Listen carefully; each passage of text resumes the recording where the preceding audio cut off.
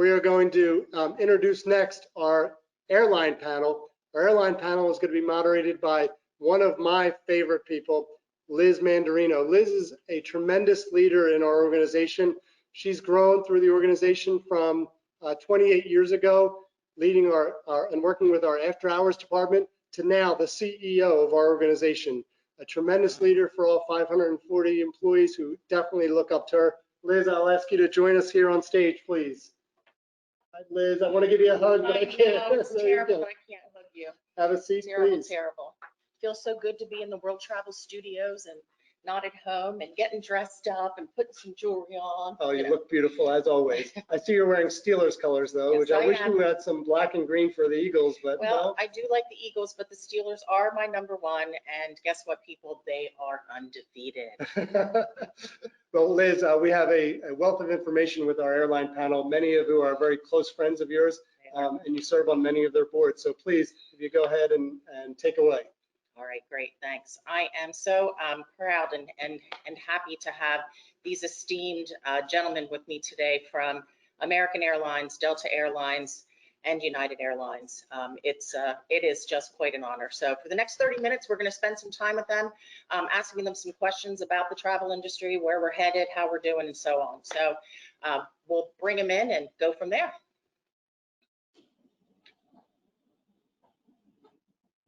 All right. We have one more to go.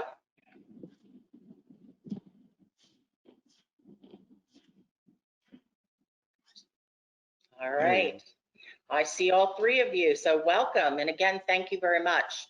I'm going to have each of you introduce yourselves and just give a quick bio of who you are and what you do. So let's start with Bob Summers from Delta. Hey, Liz, how are you? By the way, here you go, girlfriend. Yeah, I knew you were a fellow Steelers. Steelers 5-0. Hey, I'm Bob Summers. I'm Senior Vice President of Global Sales, and I have the privilege of leading the global sales organization at Delta Airlines, and I'm here at our world headquarters in Atlanta. Great, thanks, Bob. Jim Carter from American. Hey, Liz, good to see you. And Bob, I have a Steeler helmet too. I should have brought it to the office today. So a few people from Pittsburgh. That can't be a bad thing, but great to be with your team today, Liz. I lead our Eastern and our Central teams, the teams that interact with the customers on the call today. Good to see you guys. Great, thanks. And Glenn Hollister from United Airlines. Yeah, thanks, Liz. So I'm Glenn. I'm the Vice President of Sales Strategy at United. I'm also responsible for our global accounts organization and our agencies organization. Great, thanks to all of you. I have to say, as a Chicago guy, sorry, no Steelers paraphernalia in this house. That's all right. I still love you, Glenn. It's fine. All right. So without further ado, let's get started with our questions. And each one of you will have the opportunity to answer this question. So first off, the airline industry has taken a significant hit in the past few months. Can you tell us about the current state of your service offering? And let's start with you, Bob. Well, thanks, Liz. And number one, thank you to you and Jim for the invite. World Travel is a great partner of Delta's, and it's our honor to participate in the symposium. And I'm pleased to be here with my colleagues from the industry, because I think I've said it many times, I think they would believe too, this is not a competition. It's about what we're all doing, the right thing to do, what's needed to provide safety and confidence, like Mike had said before, and get people back on airplanes. That's what we're all trying to do. So for us, it's all been about confidence, and our motto has always been listen, act, listen to your customers, act on what their needs are, and then listen again. And from the start of this pandemic, our customers asked us to stay connected with them, provide relevant, timely information, and most importantly, especially at the beginning, provide flexibility. So we've done that. The first video was unbelievable, March 9th, right after our advisory board, and I think you were with us. I think it was the last time we had visitors to the headquarters. But we've been trying to just do what we can to approach and focus on making sure our customers are comfortable. Safety of employees and customers are number one priority, always have been, and most importantly now. So over the past 6 months, our world is completely different. I never in the world, in my wildest imagination, would think we'd be talking about HEPA filters and electrostatic spraying a year ago, but we are. We've integrated 44-point cleanliness onboard checklist and 100 new safety innovations, thousands of plexiglass shields and hand sanitizer stations, aircraft HEPA filters on hundreds of aircraft, and just across the board, a different world that we're dealing with. All is designed around confidence. And Delta and our partner airlines are committed to safety and in a global way, predominantly. I think what we also have been focused on in the B2B world is just focusing on understanding and anticipating what the needs are of the customers that are on this call today with you. And we're doing that by staying connected with weekly touch points with corporate customers, agency customers, so we can provide the relevant information they're looking for. We've been kind of leveraging leader engagement through a weekly town hall that we've done. We've had several of those already. We had Ed, our CEO, on. We've had multiple travel leaders, our Delta leaders across our channels there. And then we had the Mayo Clinic on last week. They really talked about a lot of things that our customers wanted to know. And we're behind that. We're talking to customers every day, providing meeting options and contract options and flexibility, and reacting to the needs of our customers, including continuing to support them through the Global Sales Support Center. So this is the cards that we were dealt. This is what we're dealing with, and we're trying to leverage go back to our strengths of staying connected and making sure we have our customers' backs. Great, thanks, Bob. And Glenn. Yeah, thank you, Liz, first of all, for having us here and for the opportunity to talk with such a great group of customers.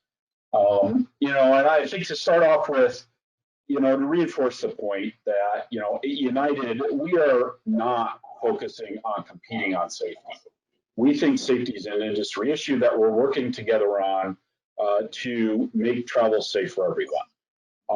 And we view our role as an individual airline to figure out ways to make that journey safer and to make that available to everyone. And if you were to go to United's website, not right now, but at a future point in time, and click on the Clean Plus link, it would describe all the things that we're doing at each stage of travel to make travel safer. And I'm not going to even attempt to go through all of them because there's more than 50. So I'll touch on a few things that are maybe new or people aren't aware of.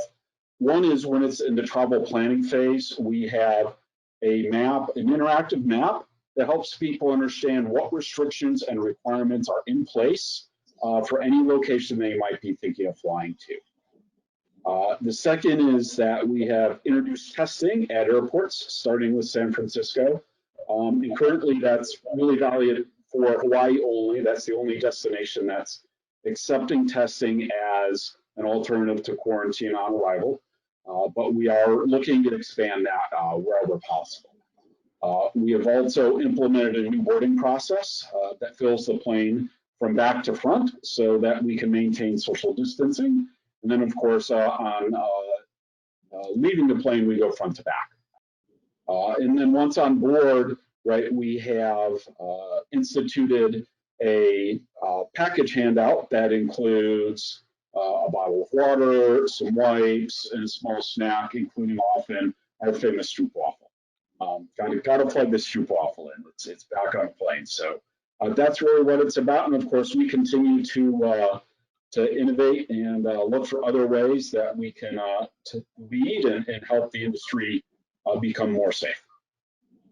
Great, thanks, Glenn. And Jim. Hey, Liz. Yeah, I think just without being too redundant from Bob and from Glenn, just a few different twists. I mean, we've certainly been focused on wellness and cleanliness and well-being and for our customers and clean and so forth. But let me just touch on three things that weren't mentioned that we're also spending a lot of time, and they are too. And that's getting the schedule right and adjusting capacity. Typically, in a given year, you might see 3, 4, maybe 5 major schedule changes. And today, we're literally changing the schedule about every 3 or 4 weeks, trying to adapt the demand that is changing almost monthly to different destinations and to different types of travelers. So being really agile with the schedule right now is something we're really also spending a lot of time on, just trying to get the right capacity and the right demand kind of lined up.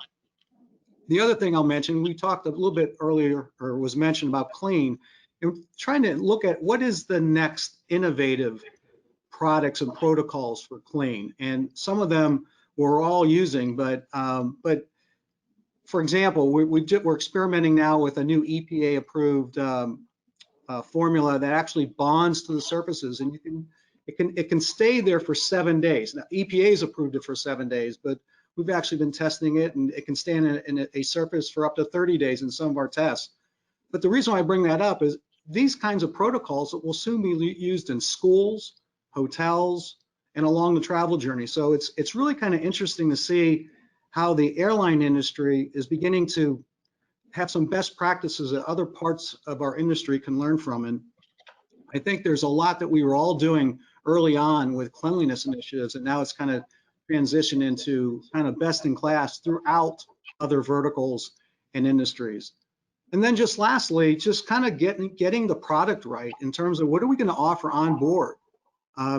Having contactless technology and investing in more technology.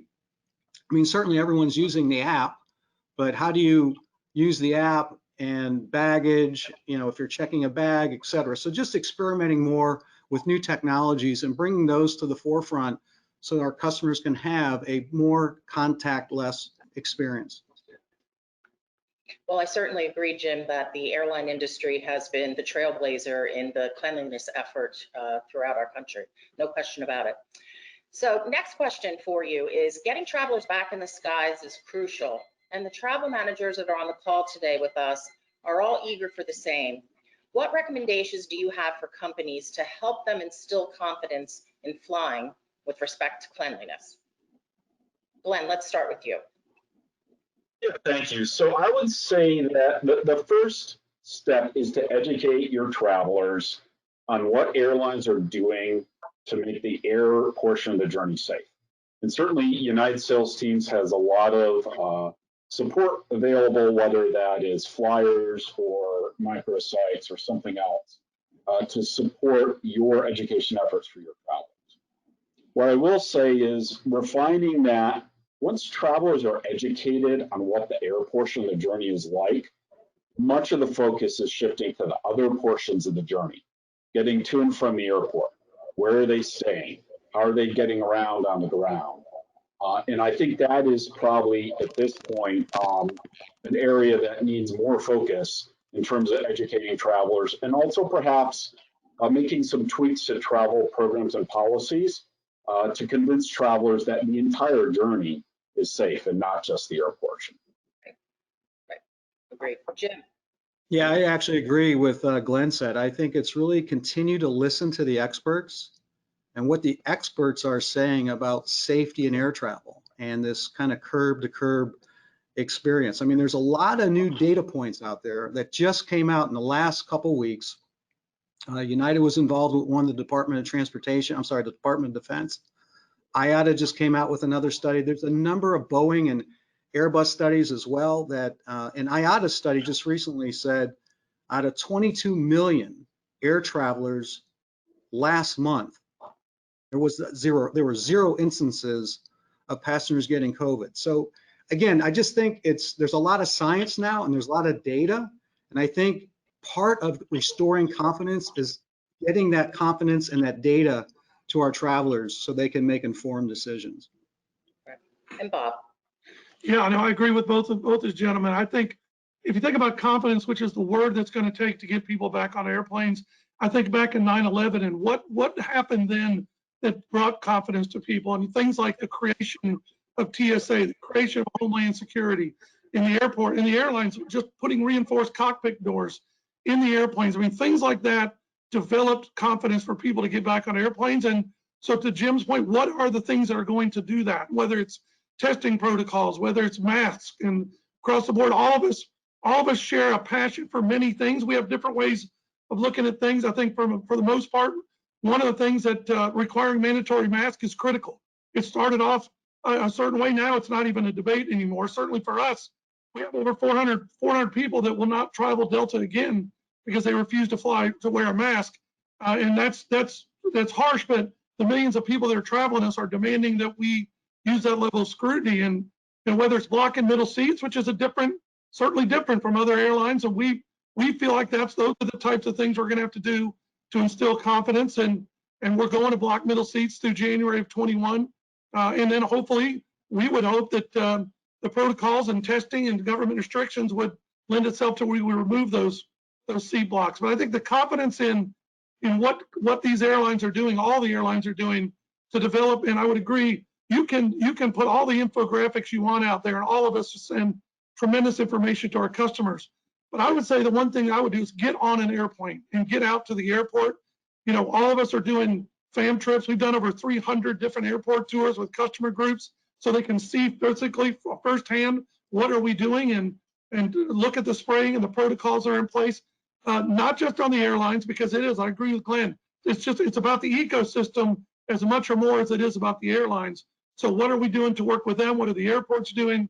And then last but not least, getting on an airplane. I think while it be very different, and the mask wearing is different, I've flown many times since March, and while it's a little different, and your first time has a little anxiety, once you get on it and understand the protocols are in place, the confidence you walk away from, that you can talk to your customers and your colleagues about, is really what's going to make the difference. While we wait on government and requirements and the testing, the protocols, all that is coming. In the meantime, I think that's what's going to drive confidence. All right, thanks, Bob. I agree. As the industry continues to adjust, we've been seeing a shift in ticket prices. I think they've been the lowest I have ever seen in my career, quite frankly. I realize that you can't go into details and you can't talk about the cost of airline tickets and what they will look like in the future, and certainly none of you have a crystal ball. But do you expect to see any significant increases in the cost to fly? I'll start with you, Jim.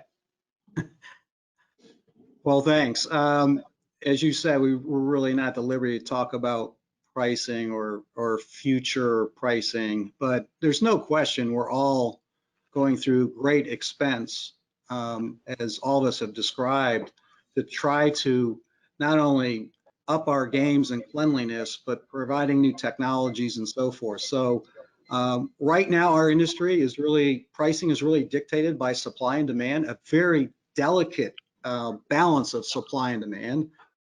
Admittedly, it's probably a little bit out of kilter right now, but as time goes on and loads and demand builds, we'll kind of see what pricing looks like. But I think it's too early to really know for sure, Liz, is my answer, just because most of us have gotten the first 8 months wrong about the virus and what's going to happen to our industry. And so I think it's just too early to know for sure, but we definitely have an equilibrium in our business that really dictates pricing. How about you, Bob? What do you think?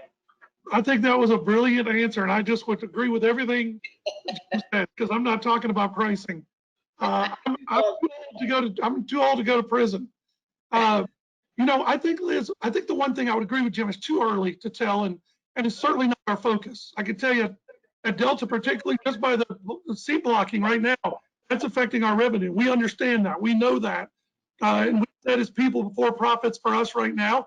That is what Ed has said many times, and that's what we're saying. And certainly that's impacting our revenue. We understand that. We believe the confidence and the loyalty that we will gain from that, from people seeing those measures, will transform into, you know, either bringing our customers back or getting new customers. Who knows? But I think it's something that is way down the list of what we're concerned about. We're concerned about getting people back on airplanes and getting people traveling again. That's our number one goal, and I think all of us would agree there's nothing more important than that right now. All right, Glenn, you have a comment on that one? Yeah, I'll just sort of reinforce on the, the prices are low currently. There was an article in Bloomberg yesterday saying that in the second quarter, airline prices fell by the most ever on record. It was 26%, according to Symposium. And that just reflects, I think, what Bob and Jim were talking about, which is basic economic theory, right? What is the balance between supply and demand? And right now, all of us airlines have a lot of planes that are sitting on the ground that could fly. And there's fewer people asking for tickets on those planes. So until that balance changes, the pricing environment will continue to be something more like what it is today and not what it used to be. Great, thank you. I know that was a tough question, so I appreciate all of you for taking a stab at it. Next question. Rapid testing is becoming more and more common with respect to international travel, and it seems to be a key function in reopening our borders. What is your company doing or planning to do to help reopen borders and get travelers flying internationally again?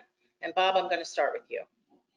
Yeah, well, I mean, I think this is going to be a great story because my colleagues on here have active things going on right now, right this minute. I would say first and foremost, we are just trying to be thoughtful and deliberate to make sure that whatever we do from a supply standpoint, that doesn't take away from the medical community. I think that's priority number one. But at the same time, we all have a vested interest in moving this forward and working. We're all working with the U.S. government individually. Each airline is. Our CEOs were in Washington recently to talk to the administration, and we're working through A4A to push hard on not only our administration but the foreign government. So we all believe, I think, that it's necessary, and it's going to be a vital. That it's the next. When we went back and said what happened post 9/11 to instill confidence, testing and the ability to use testing as a to walk in for a customer to walk into a country with a negative test within 24 hours, 48 hours. That is the answer to the question, what's it going to take, like it did in post 9/11. And we're working very closely, as the other carriers are, evaluating how we can support this approach. We're eager, talking to governments right now about identifying markets for a pilot testing program because we want to use this as a technology to get better and something we can implement right away in order for them to open their doors to U.S. Travelers, but travelers all around. And obviously there's challenges to the kinds of testing, the airport logistics, all those things we'll be collectively working through. But we're working through them and hopeful that we can implement testing. And I would say rapid testing is real. I'm in the office today, Monday, Wednesdays. We get rapid tested twice a week here at Delta as a part of a testing protocol and pilot test for us. And then we get I get my results in 7 minutes, within 7 minutes. And that's the type of testing, I think, or type of protocol that we're going to be using. All the airlines are going to be trying to use as we try to get borders to open. Right. Awesome. Bring it on. Glenn, how about you? Yeah, I think to add to what Bob said, certainly United is working with a lot of different levels and locations of governments, both domestically and internationally. There's really three things that we're looking at. The first is the policy needs to be there. And as I mentioned before, currently the only place there's a policy where testing really makes a difference is Hawaii. Unfortunately, what we saw is when that program rolled out, it created a lot of interest from other government entities. So we hope to see that type of policy spread. Secondly, we have to be able to provide the test. And that may just be through a normal medical provider. But what we are doing is experimenting with various ways of providing testing as part of the travel process. One of those is right in the airport, and the other is actually a drive-through in the airport parking lot. And I'm sure we'll experiment with other things as time goes on. And then the last is really, how do we get the information about the testing to the government authorities where they feel confident the test has happened, it was an accurate test, and this was the person tested. And we're actually doing a demonstration today with a nonprofit organization called the Commons Project. We flew about 15 people round trip from Newark to London and back. I think they're landing back in Newark shortly here. And that entire trip was to test a new technology called the Common Pass, which is a way of certifying that this individual had the applicable test for this jurisdiction. And what happens is it's a technology solution that gives right on the phone a barcode that the traveler can scan that say, hey, I've had the appropriate test for me to enter this country or for me to avoid quarantine or whatever is allowed in the policy piece. So really excited to test that today, and hopefully that will be getting a lot more coverage in the weeks. And again, that is not a United specific solution, that is an industry solution. It's just an area where United is participating and lending our support to make it happen. Great. And Jim, what's American doing? Yeah, so we're actually doing quite a bit. We've actually are partnering and collaborating with a number of governments right now, Bahamas, Jamaica, Costa Rica, and like Glenn with the state of Hawaii. So I think actually, Liz, this is the most fascinating piece to our recovery right now, is this ability to test, authenticate, put it on your phone, and it's part of the boarding process or part of customs and immigration process, or knowing when you get on the airplane that everyone has already tested negative. I am fascinated with this. I've been looking at Common Pass as well.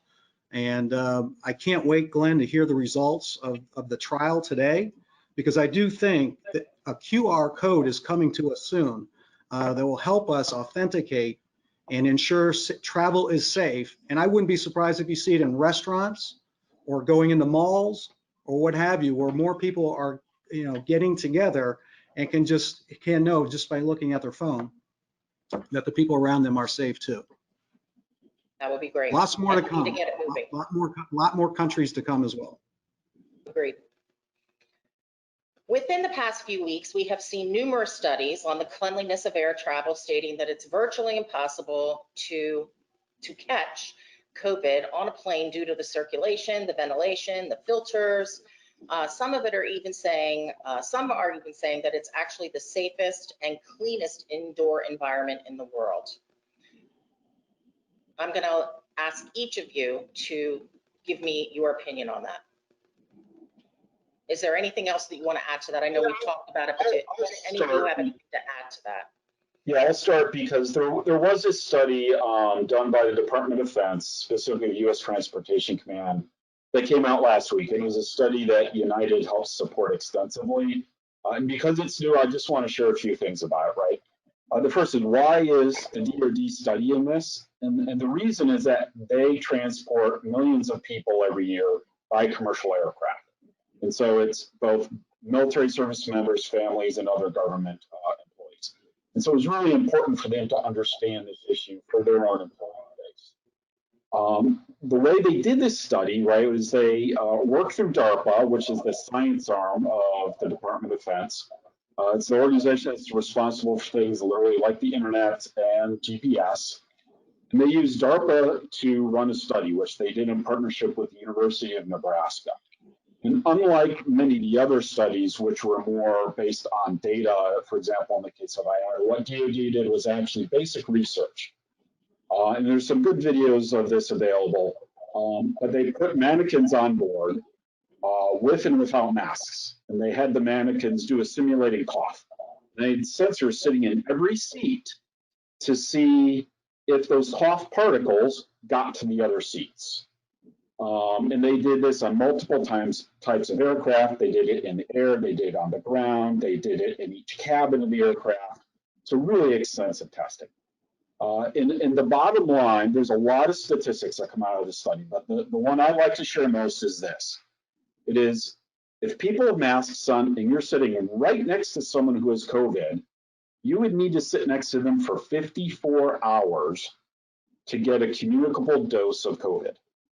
Right? Obviously, none of us are putting on people on planes next to someone for 54 hours. So it is an extremely safe environment. Yeah, I would just add, Liz, I mean, let's be honest. I mean, because of the air filtration systems on the airplanes, we all become experts on this. The air comes down, is recirculated onto the bottom of the floor, out the airplane. 50% of it is new air. Then all the particulates out of that air, 99.9% of toxins are taken out of the air. The other 50% of the air comes from fresh air outside. So compared to a grocery store, a restaurant, a bar, you name it, the air is hospital grade quality on airplanes. It is scientifically proven. The reality to Glenn's point is that's not in and of itself safe enough. That's why the mask wearing is so critical, and mask wearing itself is also and all of that needs to be complemented by the things that we're all doing, the social distancing, the way that we're 6 feet apart in the boarding area, how you board a plane, how you disembark from a plane. All of those things are complements to the air filtration system on the airplane that is proven. I think people need to, that's why we're spending so much time educating our customers on the quality of the air on the airplanes. I think it's a critical point. Agreed. In less And than I'll 1 just minute. add, hey, what he said, but the other thing, as I mentioned earlier, is now we have science validating a lot of this. And I think that's what really, I think, brings it home for all of us who are in this industry. It's not just hopeful thinking or a strategy or a campaign. I mean, there's science that backs it up. And the irony of where we thought we were 8 months ago versus where we are now is being on an airplane actually might be the safest environment you're going to be in. It's even safer than your home. And I don't know if any of us could have said that maybe 8 or 9 months ago. We knew about HEPA. We knew about the filtration. We knew about the air circulation. But to have science now prove it, that's I think our challenge as an industry, again, is this messaging that to our travelers. Great, Jim. All right, in less than 1 minute, can each of you talk about what you see in future air travel and when you expect to get back to profitable operation levels like we saw in 2019? I'll start with you, Bob. Yeah, I mean, I think at the end of the day, that's what we're all working towards. And our product collectively on this call is essential service. We continue to remain confident about the long term, but I think we all feel like it's going to take some time. Every one of our CEOs, every one of the experts have given their viewpoint on that. One thing resonates, it's going to be, and what we do between now and then is what's going to be so critical. We do see some small green shoots here and there and a glimmer of hope literally almost every week. We hope to see significant increases by the end of 21, beginning of 22, with the understanding it's still going to be a couple more years.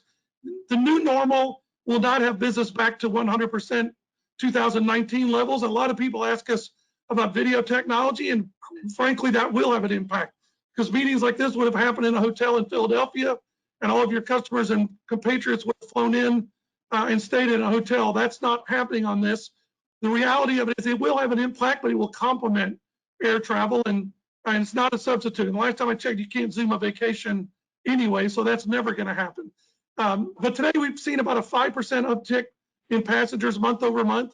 We're going to continue to grow. We have a lot of interest. Corporations are traveling again. I think that's important to know. 90% of our corporations have traveled in the last 4 weeks, albeit very small numbers. But particularly transportation, manufacturing, automotive. We send corporate surveys out every 3 months. We just got one back, and they're seeing meaningful returns not starting till probably first quarter 21. And by the way, SME is recovering faster than the typical corporate channels. I'm sure that's probably the same with all of us. Meetings are being booked. We have over 150 Delta Meeting Network meetings that are on the books for 2021. So hotels are working hard to get people to come travel, and we're focused on it. The real issue is there's nowhere to go, and the timing of the recovery really has more to do with the state of the virus and medical containments, all things we've talked about, much more though than it does a specific strategy that any of us can drive to make everyone safe. Our goal, frankly, is to eliminate quarantines because travelers need a reason to fly, and we got to get them on the airplanes because it's never been cleaner or safer, and it will never be cleaner or safer in the future going forward. And the quicker that we get folks back on to realize that, the better off we're going to be. So gentlemen, that's a wrap for us this afternoon. I want to thank you very, very much for your time today and for joining us at our virtual symposium. And I hope to see you all in person soon. Thank you. Thank you, Liz.